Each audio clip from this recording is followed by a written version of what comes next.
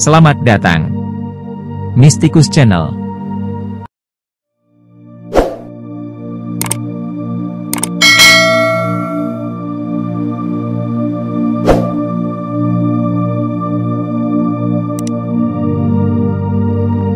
Kisah antara harapan dan persembahan dalam Diwan Syami Tabriz. Berdoalah, menangislah di waktu malam, sampai terdengar suara yang dahsyat dari langit memecah gendang telingamu. Jika kau orang yang bergelimang dosa, akan kumaafkan kau dan kuampuni dosa-dosamu. Surgakah yang kau ingin raih? Lihatlah, kuberi sekarang, diam dan akhiri permintaanmu itu. Syuaib menjawab, tak kuminta ini ataupun itu. Yang kuminta hanyalah menatap wajah Tuhan semata. Walaupun 7 samudera seluruhnya menjadi kobaran api yang mematikan, akan kuhanguskan diriku jika di situ aku dapat menyatu dengannya. Tapi jika aku tak diizinkan menatapnya, maka mataku akan terendam air mata menutup rapat hingga terhalang untuk melihat impian itu. Lebih baik aku menetap di api neraka, surga bukanlah tempat tinggalku. Tanpa belas kasihnya, surga bagiku hanya seperti neraka jahanam. Aku akan dilulur oleh warna dan aroma bau sang maut, di manakah cahaya keabadian yang diperdebatkan itu? Kata mereka, akhiri ratap tangismu, agar penglihatanmu tidak hitam, sebab matamu akan buta jika menangis berlebih-lebihan. Syuaib menjawab, bila kedua mataku akhirnya buta hanya karena menangis, maka setiap bagian dari diriku akan berubah menjadi mata, mengapa aku harus bersedih karena buta? Namun jika akhirnya ia mampas mataku untuk selamanya, akan kubiarkan mata benar-benar menjadi buta karena ia tidak layak menatap junjungan kasih. Kisah Rumi dan sebotol minuman. Suatu malam, Maulana Jalaluddin Rumi mengundang Syamsuddin Tabrizi ke rumahnya. Sang mursyid Syamsuddin pun menerima undangan itu dan datang ke kediaman Maulana. Setelah semua hidangan makan malam siap, Syamsuddin berkata pada Maulana, "Apakah kau bisa menyediakan minuman untukku?" Yang dimaksud, arak atau homer. Maulana kaget mendengarnya, memangnya Anda juga minum? Iya, jawab Syamsuddin. Maulana masih terkejut, maaf, saya tidak mengetahui hal ini. Sekarang kau sudah tahu. Maka sediakanlah. Kata Syamsuddin. Di waktu malam seperti ini, dari mana aku bisa mendapatkan arak? Tanya Maulana. Perintahkan salah satu pembantumu untuk membelinya. Kehormatanku di hadapan para pembantuku akan hilang. Jawab Maulana.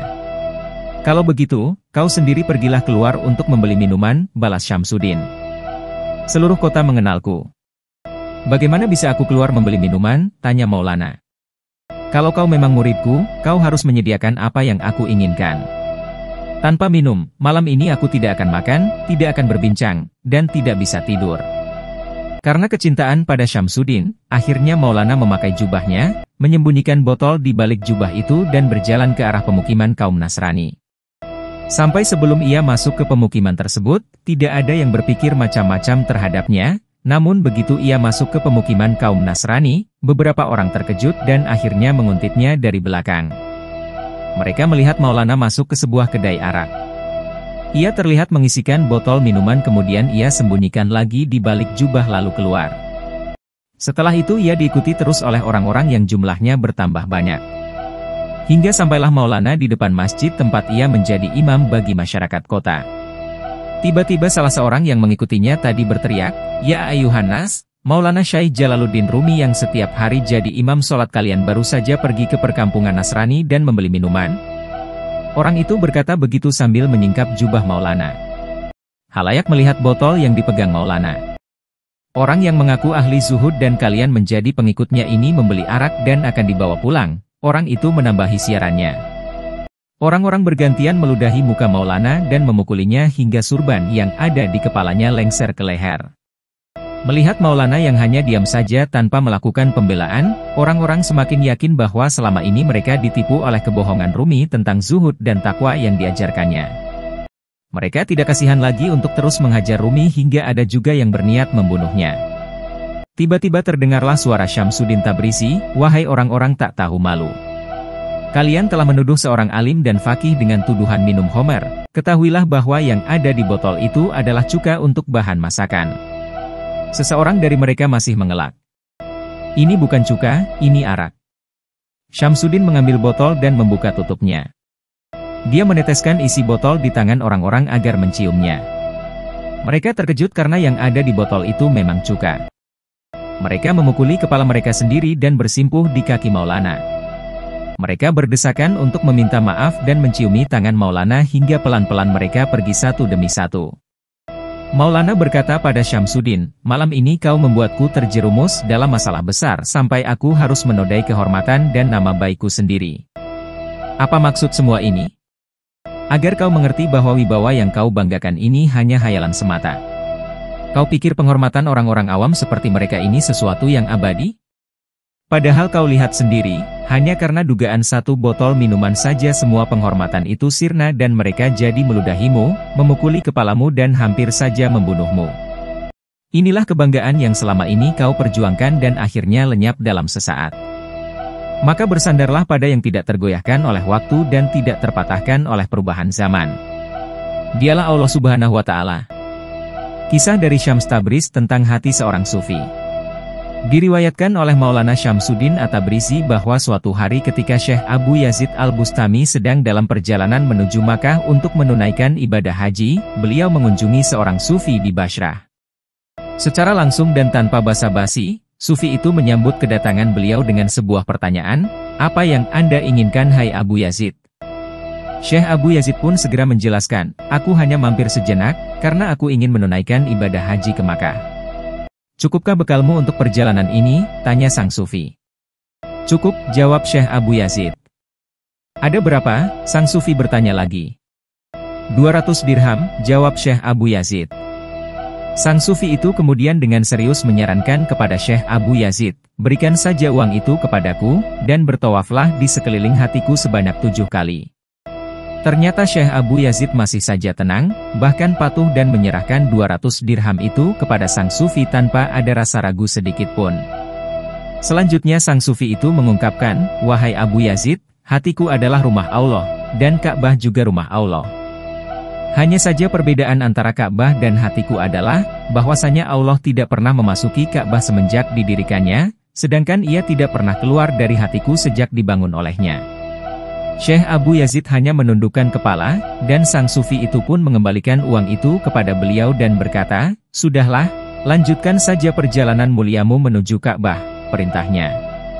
Syekh Abu Yazid Al-Bustami adalah seorang wali agung yang sangat tidak asing lagi di hati para penimba ilmu tasawuf, khususnya tasawuf falsafi. Beliau wafat sekitar tahun 261 Hijriah. Sedangkan Maulana Syamsuddin At-Tabrizi adalah juga seorang wali besar, wafat tahun 645 Hijriah, yang telah banyak menganugerahkan inspirasi dan motivasi spiritual kepada seorang wali yang dikenal hingga kini, yaitu Maulana Jalaluddin Rumi, penggagas Torekot Maulawiyah, wafat tahun 672 Hijriah. Kisah dialog matahari dan rembulan. Suatu ketika, Syams berkata kepada Rumi, "Kau seorang ulama, pemimpin, pemandu, dan memiliki otoritas." Rumi menjawab, "Aku bukan lagi seorang ulama, pemimpin, dan pemandu alam lahiriah. Aku salah satu orang miskin dalam perjalanan yang melampaui akal, yang diterangi cahaya yang engkau pancarkan." Syams kembali berkata, "Kau masih mempertahankan pemikiran rasional? Karena belum sanggup melangkah melampaui akal, kau bukan penduduk asli di wilayah ini." Rumi menjawab, "Mulai saat ini, akan kuselubungi akalku dengan hati. Aku menjadi hilang akal dengan panduan spiritualmu, aku menjadi penduduk asli di wilayah ini." Syams berkata, "Kau masih membuat perhitungan? Kau belum mabuk oleh cinta? Kau berasal dari luar dunia ini. Dunia ini bukan diterangi akal tetapi cinta. Kau bahkan tak melihat apa yang di depanmu." Rumi menjawab, "Sejak itu, berkat panduan spiritualmu, aku menjelma jadi api, dari ujung rambut sampai ujung kaki berselubung cinta dan ekstasi." Lalu Syams berkata, "Kau pelita bagi masyarakat? Kedudukanmu tinggi." Rumi berkata, "Mulai saat ini, lenteraku telah padam. Di mataku, itu tak beda dengan kunang-kunang. Aku kini berjalan di bawah sinar lentera-lentera lain." Syams berkata, "Kau belum mati. Kau masih mempertahankan kehidupan lahiriah. Kau tak dapat melewati pintu ini untuk menyeberang ke dunia seberang dengan cara itu. Kau harus sepenuhnya meninggalkan wujud duniamu." Rumi berkata, "Itu masa lalu. Setelah bertemu denganmu, aku tidak lagi hidup secara biasa. Aku telah mati karena menemukan wujud baru." Syams berkata, kau masih bersandar pada ego dalam beberapa hal. Kau masih mempertahankan posisi dan gelarmu. Bebaskan dirimu dari semua itu. Rumi menimpali, mulai saat ini, aku akan mencari tempat dalam kehadiran ilahiyah di mana engkau membawaku. Telah kutinggalkan wujudku yang terdahulu dan seluruh embel-embelnya. Telah kulampaui semua itu. Syams berkata, kau masih punya lengan dan sayap. Maka, aku tak dapat memberimu sayap. Rumi menjawab, mulai saat ini, aku akan mematahkan lengan dan sayapku agar menjadi lengan dan sayapmu. Kisah percakapan Syams Tabrizi sang guru spiritual dengan Rumi. Syams Tabrizi adalah seorang guru sufi revolusioner, guru spiritual Maulana Rumi. Ajaran berikut ditampilkan dalam makolat percakapan. Maulana Syams adalah pewaris spiritual Rasul Ilahi dan tetap menjadi sultan dari orang-orang yang telah mencapai. Biarkan mata Anda menjadi tunggal. Syams mengingatkan akan hadis suci di mana suara ilahi berbicara. La ilaha illallah, tidak ada Tuhan selain Allah, adalah bentengku. Siapapun yang berlindung di bentengku menjadi aman. Syams berkata, barang siapa masuk ke dalam kesatuan ini, Tuhan tidak berkata. Barang siapa hanya yang mengatakan nama benteng itu. Mengatakan namanya mudah, Anda mungkin berkata, saya telah memasuki benteng, atau, saya pergi ke Damaskus. Tetapi jika itu hanya masalah lidah, dalam sekejap Anda bisa naik dari bumi ke langit atau ke tahta ilahi. Nabi Muhammad SAW bersabda, orang beriman yang mengatakan, La ilaha illallah dengan kemurnian dan dari hati, masuk surga. Sekarang Anda duduk dan berkata, dia adalah satu. Tapi siapakah Anda? Kamu lebih dari 6.000. Jadilah satu. Jika tidak, apakah keesaannya menjadi perhatian Anda? Ingat di sini pengajaran yang sama Yesus Kristus, Isa alaihi salam. Di mana dia mentransmisikan, biarkan matamu menjadi satu. Biarkanlah, ya menjadi, ya dan tidak, menjadi, tidak. Apapun, dualitas, di luar, kesatuan, ini berasal dari yang jahat. Syams melanjutkan ajarannya, Anda adalah 100.000 partikel dan setiap partikel Anda terbawa oleh beberapa keinginan, dalam setiap partikel. Anda membawa ilusi. Orang yang menunjukkan kemurnian niat dan ketulusan tindakan pergi ke surga. Yang terbaik dari manusia adalah orang yang paling banyak memberi manfaat kepada orang lain. Tapi bagaimana seseorang yang tidak tahu apa yang baik, melakukan sesuatu yang baik? Bagaimana mungkin mereka yang tidak tahu apa itu, tahun, dan yang tidak mengerti, kehidupan, berharap hidup yang lama? Sebuah koin perak tunggal yang diberikan ke tangan seorang manusia Tuhan lebih baik daripada 1000 tanjakan emas yang masuk ke tangan seorang yang menyukai nafsunya, keinginan, kedirian, egoisme diri yang penuh selera. Kisah seorang muadzin yang bersuara jelek. Dalam kitabnya, Matsnawi Maknawi, Rumi bercerita. Dahulu, di sebuah negeri antah berantah, ada seorang muadzin yang bersuara jelek. Setiap hari ia memanggil orang untuk sholat. Orang-orang memberi nasihat kepadanya, berhentilah kamu memanggil orang untuk sholat. Negeri tempat di mana kita hidup, tinggal mayoritas bukan beragama Islam. Bukan tidak mungkin, suara kamu akan menciptakan kerusuhan dan melahirkan pertengkaran antara kita dan orang-orang non-muslim. Tetapi muadzin itu menolak nasihat banyak orang. Ia justru bahagia dengan mengumandangkan azannya yang buruk itu. Baginya, melantunkan azan untuk memanggil orang sholat di negeri di mana orang tak pernah sholat adalah sebuah kehormatan. Suatu pagi, seorang pendeta dengan sikap yang bersahabat datang menemui jamaah kaum muslimin. Di tangannya ada jubah, lilin dan manisan. Berulang-ulang ia bertanya, beritahu aku di mana muadzin itu? Tunjukkan padaku siapa dia, muadzin yang suara dan teriakannya selalu membuat hatiku bahagia. Seorang muslim bertanya, kebahagiaan macam apa yang kau peroleh dari suara jelek muadzin itu? Pendeta itu kemudian bercerita, suara muadzin itu masuk menembus sela-sela dinding gereja tempat aku dan keluargaku tinggal. Anak perempuanku yang rupawan dan berbudi pekerti ingin sekali menikah dengan seorang mukmin sejati. Aku menolak keinginannya itu. Akhirnya ia pun jatuh sakit. Kecintaannya kepada Islam sudah tumbuh mengakar dalam hatinya. Memikirkan anak gadisku itu membuatku tersiksa, gelisah, dan menderita kerisauan terus-menerus. Aku khawatir dia akan masuk Islam. Dan aku berpikir tidak ada obat yang dapat menyembuhkannya. Sampai suatu ketika, mendengar suara azan itu. Ia bertanya, suara apa yang tidak enak ini? Suara ini menusuk telingaku. Belum pernah dalam hidupku, aku mendengar suara seburuk ini di tempat-tempat ibadat atau gereja. Saudara perempuannya menjawab, suara itu namanya azan, panggilan beribadat untuk orang-orang Islam. Bagi seorang yang beriman, azan adalah ucapan utama. Dia tidak percaya. Dia bertanya padaku, "Ayah, betulkah suara yang jelek itu adalah suara azan untuk memanggil orang sembahyang?" Aku meyakinkannya bahwa itu adalah suara azan. Ketika dia sudah yakin, wajahnya berubah pucat pasi. Kecintaannya pada Islam sirna dan kebencian justru tumbuh dalam hatinya. Menyaksikan perubahan itu, aku merasa dilepaskan dari cengkraman kecemasan dan penderitaan. Tadi malam aku tidur dengan nyenyak. Dan kenikmatan serta kesenangan yang kuperoleh berkat suara azan yang dikumandangkan muadzin itu. Pendeta itu melanjutkan, bawalah aku kepada muadzin itu. Aku ingin memberikan semua hadiah ini. Ketika pendeta itu bertemu dengan si muadzin, dia berkata, mohon terimalah hadiah ini. Sungguh kau telah menjadi pelindung dan juru selamatku.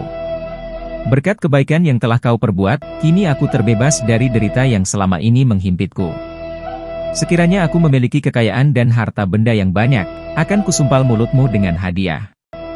Rumi lalu berkata, keimananmu wahai muslim, hanyalah kemunafikan dan kepalsuan. Seperti ajakan muadzin itu, yang dimaksudkan untuk membawa orang pada jalan kebenaran, malah mencegah orang dari jalan yang lurus. Hatiku dipenuhi penyesalan, tapi iman dan ketulusan Bayazid Al-Bustami melenyapkannya.